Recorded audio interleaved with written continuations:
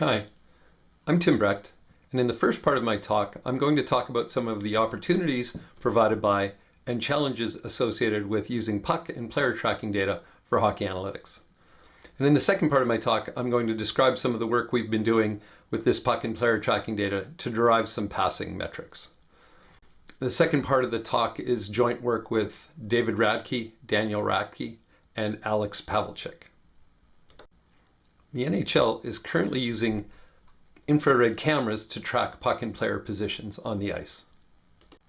My understanding is that there are LEDs embedded in the puck that emit light energy in the infrared spectrum, as shown in the green circle.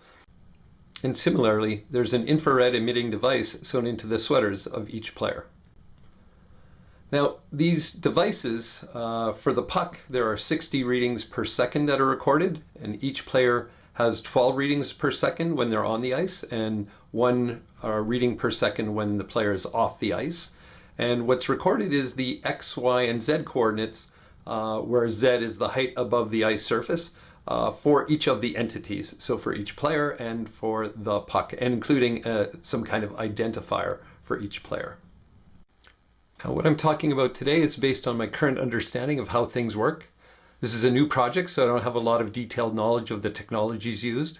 I'm also quite new to this field of research. My background is in performance evaluation and metrics and high performance systems and networking, and some of these opportunities are very nice in the area of high performance systems and networking. Some challenges and opportunities that I'm going to talk about are not unique to puck and player tracking data. For example, I'm quite certain that some of these challenges would be present if you're trying to process video to determine metrics. However, I think there are some differences in the approach that might be taken, techniques used, and the types of algorithms that would get used. And ultimately, a key difference is that the puck and player tracking data provides location and identification information for all players and the puck. The tracking system being used is created by Sports Media Technology, SMT. So they supply the technology, the platform, and perform the data collection for the NHL. They provide the tracking data, and then they also provide event labels for several types of events. I'm not sure how they're doing this, but I suspect it's a combination of puck and player tracking data and video. Now, the data set is proprietary data. It's not official and it's not publicly available. We've recently obtained access through Rogers Communications. This is from the NHL Stats and Information team. And this was through Rogers Sports and Media, who operate Sportsnet series of television sports stations, who own the Canadian TV rights to NHL games. Now, one of the first challenges, of course, is turning data into information. So the puck and player tracking data is just data, right?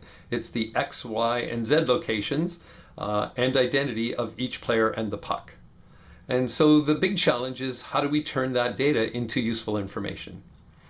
And so the approach is to take the location and the identity data and then to add event labels to provide information. And once we have these location information and events, then there are some really nice opportunities and possibilities for new metrics. So one of the big challenges with using puck and player tracking data is the automated labeling of events of interest. So some examples of events that are of interest might be puck possession, events related to passes, attempts, completions, interceptions, disruptions, body checks, shots on goal, etc. And so here's an example of what information we have. We have information about all the players on the ice and their locations and the puck's location. And so imagine in this situation, if you want to determine, does someone have possession of the puck, which player and why, with only X, Y, and Z coordinates for all the entities on the ice. Another example of a challenging annotation or event labeling that might need to be done is to determine whether the movement of a puck is a pass or a dump in. In this example, number 22 has the puck, and they're going to move the puck in a direction towards number 20. The arrows or vectors from each player represent the direction they're moving in and the velocity. So the longer the arrow, the faster they're moving. And we'll see player 22 will move the puck here.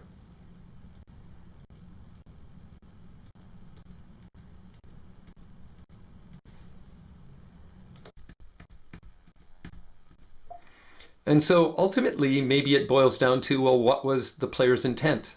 Did 22 intend to dump it in, or did they intend it as a pass to 20?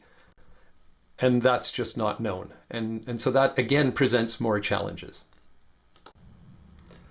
So another challenge now is, imagine we have a bunch of event labels, and we'd like to verify if those event labels are correct. So we somebody builds a system to automatically generate events, and determine events that are happening during a game, and now you'd like to determine, are those events accurate or not? And so ideally one would compare with the ground truth. So a big question and a big issue is, what is ground truth? How do you get it? One approach is to manually obtain event labels. This can be time consuming because you have a bunch of people watching 60 or more minute hockey games and adding annotations manually. How do you handle disagreements between different event labelers? My understanding is that there are ongoing efforts in this space, but there needs to be a lot of games to be useful for validation, and even more if you want to train systems to do, say, machine learning to automate event labeling further. A question is, could this be crowdsourced? Maybe you give out some prizes or rewards for the best, the most, or good enough work. And ultimately, there needs to be decent agreement with the ground truth for automated event labeling systems. And I guess a question maybe I have for people in the audience is, are there groups or people who are sharing data sets, ground truth data sets, or can data sets be shared amongst interested parties? Now, there are lots of opportunities, and so naturally one of the challenges is, if we'd like to use puck and player tracking data and events to come up with some new metrics, there's an arbitrarily large number of possible metrics that one could devise. And so a question is, do you focus on things unique to puck and player tracking data, or where it has its advantages? But ultimately, I think an important question is, which metrics and models do you pursue, and why?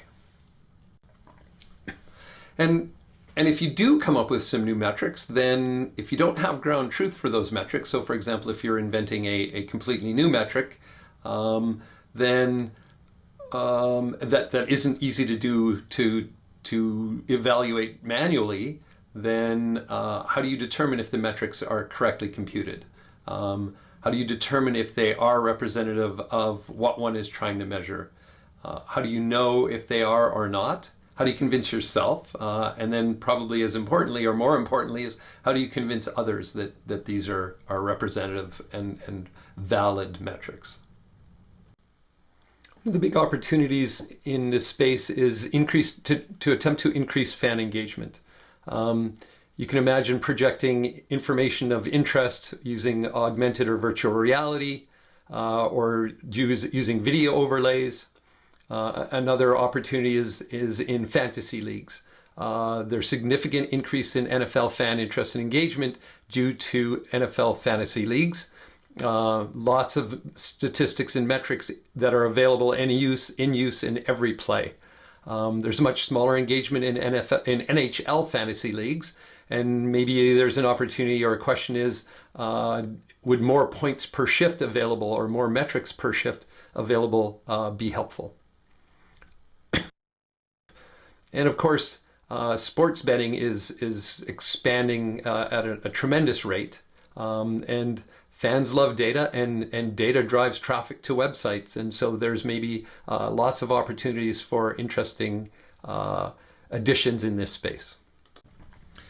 Now, a significant challenge is providing metrics in real time. If we'd like to augment reality or do some video overlays, we have to be able to compute those metrics in real time and display them in a live video feed. So for example, in this case, if we wanted to dynamically adjust the percentage of chance for scoring from a certain position, you can imagine that this gets computed and updated in real time once a second or something like that, so that we can see this live. Now, in order to do this in real time, there's some significant challenges. We need to get the data from the arena to a server. Maybe that's on an edge device or in the cloud, or multiple edge devices. We need to be able to label the events and compute metrics in real time, and then move those metrics from servers to users. If there are lots of fans, we may need to scale this to large numbers of users. You can imagine, tens or hundreds of thousands of users, or millions, all wanting to see this in real time. And on a smaller scale, players and coaches might like to see this in real time, executives, broadcast studios, and betting sites. And so maybe another way to look at the question is that for some of these metrics, or for a bunch of metrics, you can imagine what metrics can you do in real time for live display, say for example for video overlays or animations. And then there might be another class of metrics that what could be done in time for a replay. So there's a little bit more of a delay. You've got some time to do some computation, get some metrics done in time for a replay. Or what could you do during a commercial break, or in time for the next intermission, or for the nightly highlights package. Another possibility that we thought of is that maybe there's a possibility for augmented video review. So for example, was the puck batted into the net with a high stick? Since we have a Z coordinate and we know how far the puck is off the ice, one could potentially determine or attempt to determine how high the puck was when it was batted in with the stick. Now, this is going to depend on the precision and the accuracy of the devices and the readings, but theoretically it's possible. Another potential opportunity is to use the puck and player tracking data as another source for existing metrics. Some examples might be time on ice, zone entries and exits, locations of shots taken, and I guess ultimately a question is it useful to have multiple independent sources to allow us to verify events and metrics from different sources? There are also some challenges that are ethical and moral issues. An important question is, what do players know about how the data is or will be used? Have they provided informed consent? Is there an agreement through the NHLPA? Good and bad results could potentially impact players' lives and livelihoods. And so these are challenging questions that need to be considered. Another challenge is to avoid unintended behavior or consequences. We don't want players gaming the system or taking actions to pad their stats. I'd heard a story recently of how when soccer introduced a distance that players ran during a game, once the game had been pretty much decided, there were one or two players who would just run up and down the sidelines, adding to their distance ran to pad those stats. One of the other challenges with puck and player tracking data is that we probably have to deal with incomplete data at times. There's missing tracking data, potentially. The infrared cameras can lose sight of the puck. Sometimes skates and players cover the puck in scrums, but it seems to be relatively uncommon. The technology could malfunction, which could cause problems. But more sort of directly, player orientation is not known. So there's just one device on the sweater, and that doesn't allow you to determine which way they're facing. Maybe in the future, two devices will be placed on the sweaters, and that might be useful to determine how the player is oriented. There's also no information about positions of the stick. And so maybe this means that there's also an opportunity to combine this information with information from other data sources. For example, maybe we can combine puck and player tracking data with video tracking data, and to use the strengths of each approach. So for example, as I mentioned, puck and player tracking data lacks orientation and information about sticks, which one could get from video. Sometimes video can lose players because they're not in the frame, or it may be difficult to identify players, or they may lose the puck because it's small, it's hard to see, or it's obscured by the boards. And so maybe that information could be obtained from puck and player tracking data. And so maybe also another opportunity is to use event information from other sources. So for example, if people are actually manually providing events for games, maybe we can use those events to determine locations and identities of some events, and then use the puck and player tracking data to produce more interesting analytics. Now, this one's near and dear to my heart as a performance person who studies performance of computer systems and networks. I think understanding variability is very important. And when it comes to statistics in sports, it's just far too often ignored. And so I'm going to spend a little bit of extra time on this because I think it's an important issue, not just specific to puck and player tracking data, but the question is, how much variability is there in a metric or statistic that's getting produced? How do you account for variability when you're comparing values? So for example, averages. If you're building models of players or lines or pairings or teams, I think it's very important to include some notion of variability. And then if you're comparing players, for example, and I'm going to give an example in a minute of goaltenders, if you're comparing them and you're using something like an average, can you perform some kind of test of statistical significance, or use confidence intervals to determine, if the differences are actually statistically significant or meaningful? As mentioned, I am going to use an example of goals against average. Goals against average are calculated as taking the total goals against over the season divided by the total time on ice over the season, multiplied by 60 to normalize for a 60-minute game.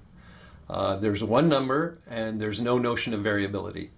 But as we all know, the goals allowed per game can be highly variable. As an example, here are the goals scored against Igor Shesterkin. On the x-axis is games across the season, and on the y-axis is goals against, and you can see it's highly, highly variable. And yet we boil it down to a single number, and we say the goals against average is a certain value. Now, one possible way of doing this that would be different is to compute what I might call the average goals against, where you calculate the goals against in each game, normalized to 60 minutes, and then take the average across all of those games for the season. And now you have some values that you can compute variability for and produce distributions and study distributions. So I've done that. I've computed the average goals against and plot 95% confidence intervals for 5 goaltenders. Number 1, Shesterkin, by rank. 10 is Ottinger. Demko is number 20, Fleury number 30, and Hart 41. I skipped 40 because they didn't have enough games. So in this case, you can see the averages are increasing, right, as one might expect based on their rankings. But the interesting thing is that if we look at those confidence intervals, those 95% confidence intervals, you can see that they overlap, right? So the top of Shesterkin's range of the 95% confidence intervals overlaps with the bottom of Hart's range. And so technically you shouldn't be saying that, with confidence, you should not be saying that Shesterkin has a better average goals against. Thank you for indulging me in that. And so now I'm going to talk about an opportunity that we've identified, and that is to try to look at some passing metrics. We felt that passing is important and integral to hockey, and so one of the questions we've asked is, can we develop some passing metrics that are of interest and use? And so we've got 2 papers in this area. So the one will be presented on Wednesday by Dave Radke, and that's identifying completed pass types and improving passing lane models. And And so I encourage you to attend that talk. And what I'm going to talk about next is some work we've done in passing and pressure metrics in ice hockey. And as I mentioned before, this is joint work with David Radke, Daniel Radke, and Alex Pavlicek. So in this work, we've looked at three different types of metrics. One which is passing lanes, and I'll explain that in a minute. Some passing metrics, which have to do with the number of players overtaken with passes, and some pressure metrics, some notion of how much pressure are players under. Now the goal here is to try to come up with a measure of pass difficulty or risk level. We'd like a number that we can use to maybe examine a passer's skill and their decision-making Are they making passes into open lanes or tight lanes or risky lanes? As well, this number we believe will give us some insight into a receiver's ability to get open for their teammates. So the goal is to assign passes a value by calculating this passing lane. And just to give you some intuition, on the left side of this figure or of this slide, we see what we call a large lane, very open. The player P is the passer who has the puck. The player R is the receiver. And if player P wants to pass the puck to player R, there's a red dot showing an opponent. And the opponent's fairly far away from the vector between P and R. And so we say that's a very open lane. In the middle diagram, the opponent is closer to the vector between P and R, and so that's a smaller lane. We would say that R is somewhat open. And in the right side of the diagram, we see the no lane, or the player is not open, because in this case the opponent is directly on the vector between P and R, making that a very small lane or no lane. So the metrics we've proposed are pass availability average, PAA, which is the value of gamma, which is the passing lane size for a player's completed passes. And then openness, or openness average, which is the average value a receiver has for each time step a teammate has the puck. And so in this example, you can see that P has the puck, and there are two possible receivers, R1 and R2, and at any instance in time, we can compute the openness of each of those receivers and compute an average over time when their teammates have the puck. To give you a sense of how passing lanes might be used, we've created an animation. And this animation shows a blue and a green team with the numbers identifying each player. And the animation will show passing lanes as they emerge and change.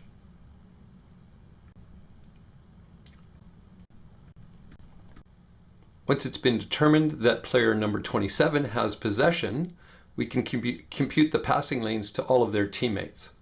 As you can see, the biggest available lane is to number 22, and it's 1.13.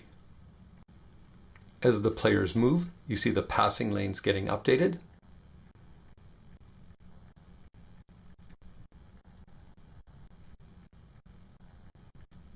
And at this point, number 27 is about to pass to number 22.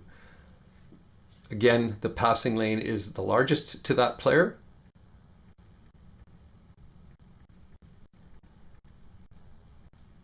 Once number 22 is deemed to have possession, we can compute passing lanes to each of their teammates.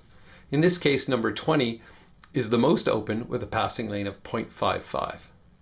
Now it's interesting to note that in addition to being able to see the passing lanes to all of the teammates, you can also see and think about the positioning of the opposition, in this case the green players. So for example, player number 47 is in a position where they're restricting the passing lanes to both number 19 and to number 27. At this point, player number 22 is skating with the puck. They've not yet chosen to pass.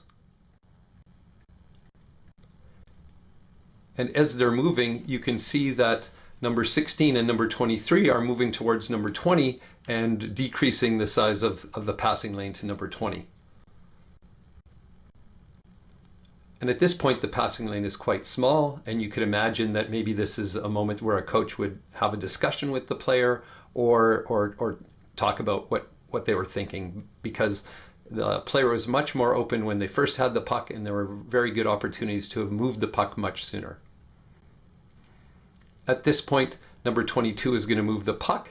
And from here in, this is the same scenario we saw earlier where we're trying to figure out, is this meant to be a pass to number 20 or is this simply a dump in?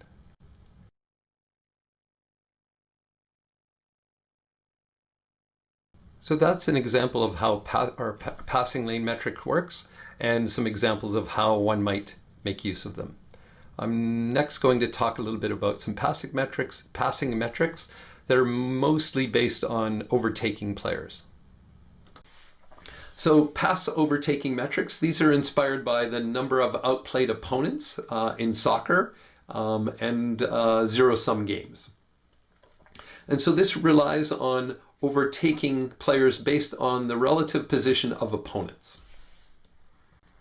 So in this example, we've got a blue team which has possession of the puck. We've got player P who's in a position who has possession of the puck and might pass to player R or will pass to player R. The red team are the opponents, and they're labeled from 0-1 through 0-6. Opponent 6 is the goaltender, and that thing by opponent 6 is a net. Now, for overtaking metrics, we're not going to count the goalie because it doesn't really make sense to, pass the puck past the goalie. That would be a goal, I guess, right? So for the purposes of this work, or for this metric, we're considering the pass between P and R. If a pass of that type is made, it doesn't change the defensive status for players 0-1 and 0-2 for those opponents. Their defensive position hasn't changed, and neither has the defensive position for 0-5, opponent 5. Now, if the pass is made between P and R, now 0-3 and 0-4 are behind the puck, and they're no longer in a defensive position. Their defensive position has changed, and that's what the metric is computing. And so in this example, with 5 total opponents, there's potential to overtake 3 opponents with a pass. So if the receiver was deeper and closer to the net, it could overtake the position of player 0-5, meaning that they're closer to the net than player 0-5. And this pass actually overtakes 2 players out of a possible 3.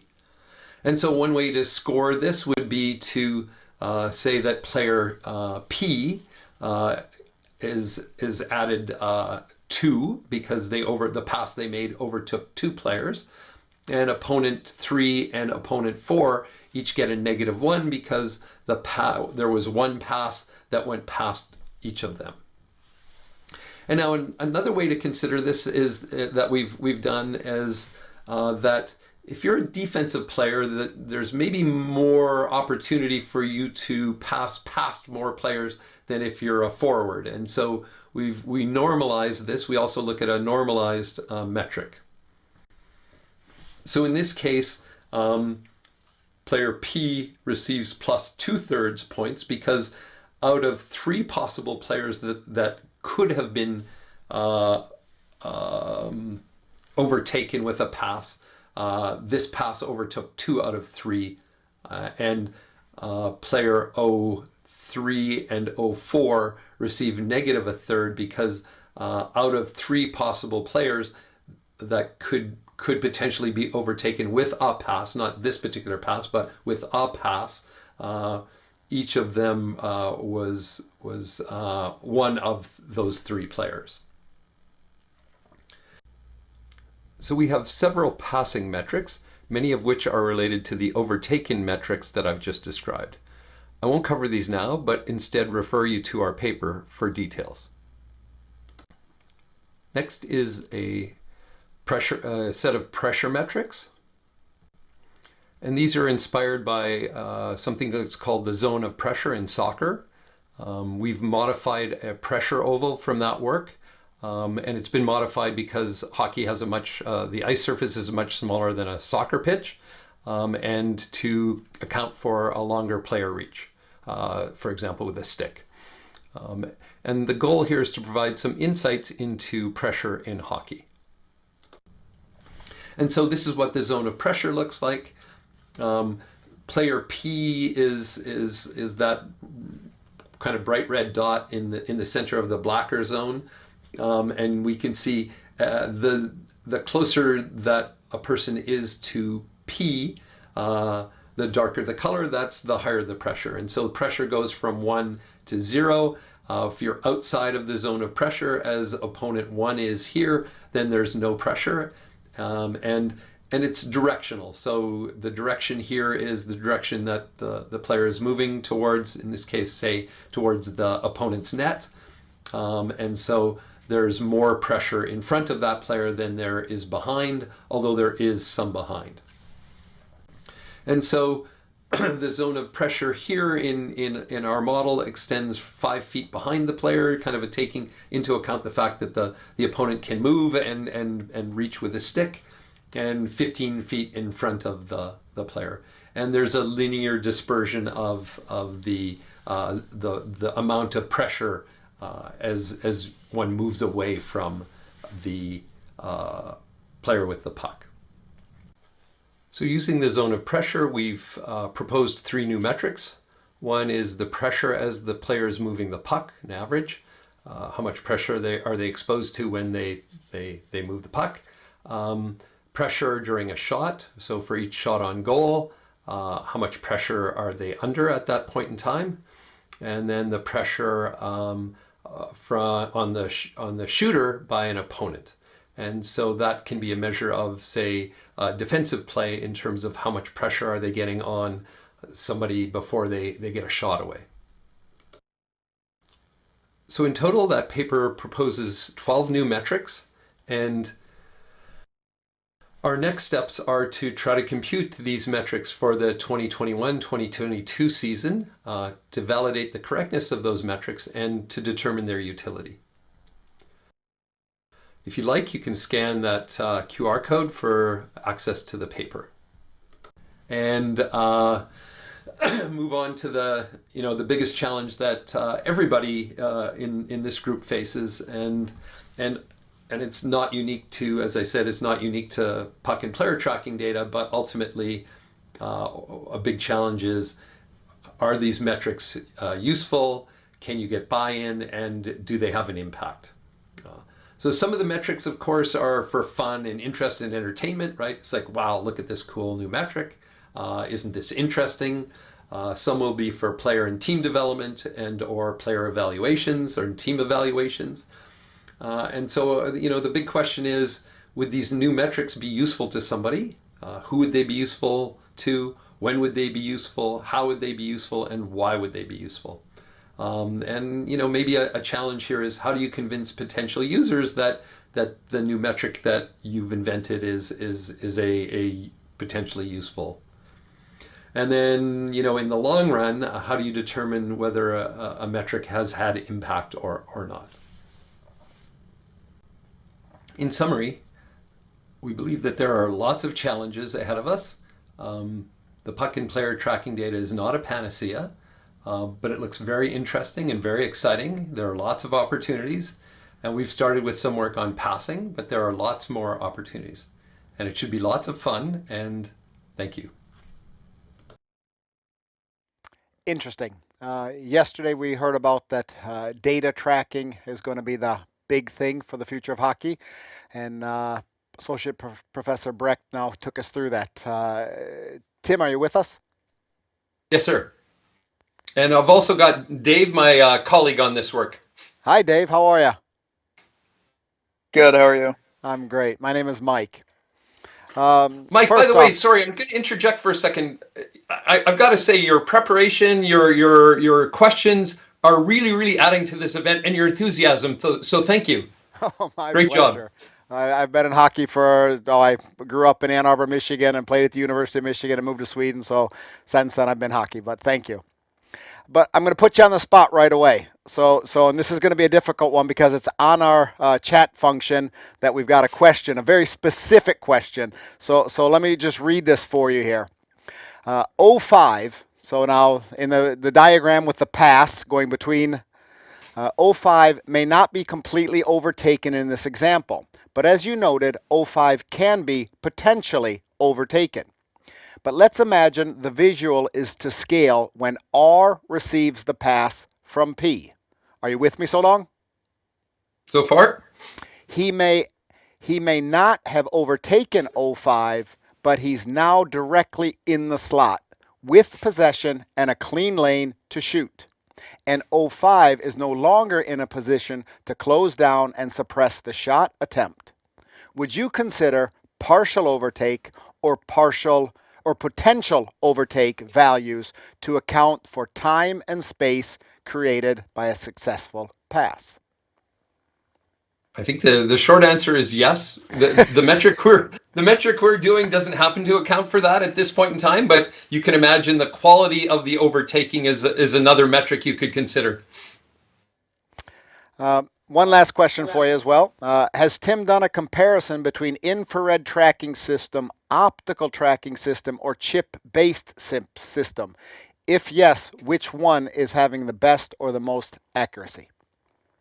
We only have access to the data we have access to. I've not seen data from other systems or done any kind of comparison. I think that would be an interesting question. And comparing against video as well, even. Now, reading a few articles about you, 2016, at the University of Waterloo used the university hockey team to track data. It's now gone 7 years or 6 years since that time.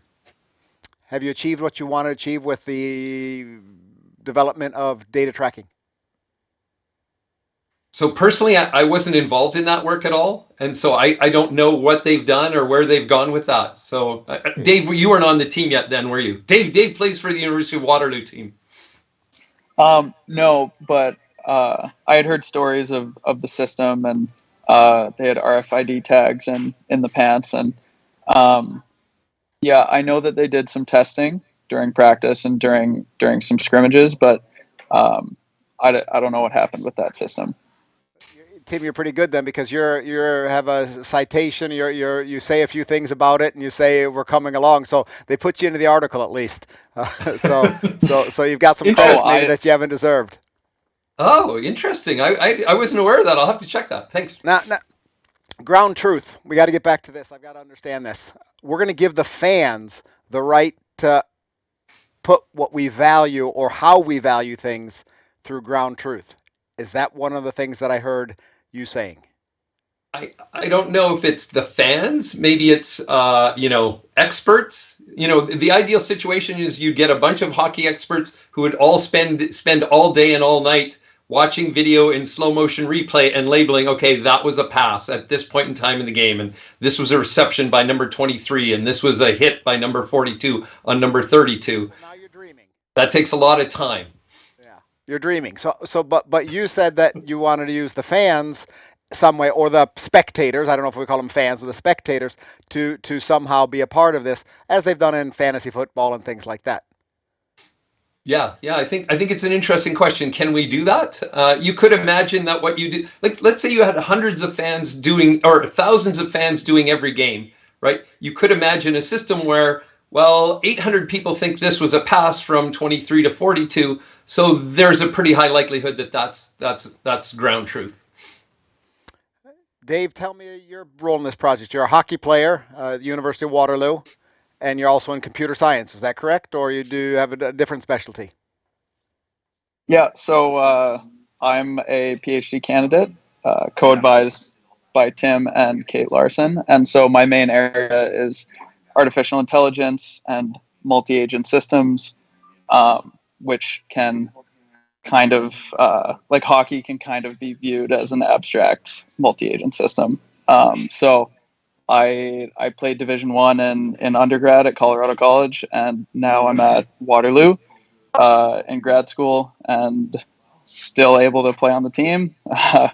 And yeah, got involved with the hockey tracking data, and yeah, it's been cool so far. First, did you play with Hugo Blixt in Colorado College? I did not. He was after me. Okay, Swedish kid that played there. Now, the next question for you. When you're on the ice, you're using the analytics or the statistics and all that. Do you think differently as a player? I mean, I've kind of, at least like as this project's gone along, I maybe not in a game, but in practice, I kind of think about how I would make a pass or how open a certain passing decision would be. Maybe watching video after, if I go through and watch my shifts, then I kind of think like, okay, maybe an indirect pass there was more open than me trying to force a pass. But I actually in my video that will be played tomorrow, I went out with some of my teammates and got to shoot around a bit, and so there's some clips of live hockey in that video. Your teammates, do they think it's great? Do they think, oh my goodness, the smart guy is on my line, is going to talk about this all the time? or how do they take it? A lot of them are very interested in it, actually. You know, I spent some time maybe after practice when guys are taking face-offs or just doing skill stuff on their own. Spent some time trying to explain some of the concepts to maybe some of my D partners or forwards about how like exactly why they might execute the system that they're told to do, and why like maybe a bank pass in certain situations is technically more open. And they're all really interested in it, and I figured if I can actually explain it to them, then I must be explaining it pretty well. So Tim, you talked a little bit about infrastructure and the transfer of data, and the systems need to be up to date. We had a conversation yesterday talking about the infrastructure and the dream of big data. When are we there? When are we using this data that you're talking about, and we're using it in a lot of arenas around the world? Like, my understanding right now is that there is something being done. I don't know how much data is being done, but the NHL does do something where they will live during the game give a face-off percentage, what their expected face-off percentage, who's likely to win. And if somebody gets kicked out, the replacement comes in and they update the stats live. So there's some kind of notion of this happening live right now. And so we're hopeful that, you know, who knows, but you know, ideally we'd like to see our stuff show up very soon. Very soon, a year, 2 year. I mean, somewhere Yeah, we're in a position where the infrastructure is not going to allow it because of the data transfer is not going to allow it to that level at this moment. So at some point, we've got teams have to invest in systems and things like that to get to that level to be able to have what you're just explaining with an instant transfer. Yeah, I don't know what the infrastructure is in terms of data transfers from an arena to somewhere else. Like, and my guess is it's probably highly variable. So it might be the case that there are some arenas, maybe newer arenas, where they've got really good networking infrastructure, and maybe it's possible there. Thank you so much for being with me, guys. Tim, Dave, really appreciate it. And Dave, hockey players that are doing things, getting smart, getting their college degrees, is a great thing. Good work. Thanks very much, Mike.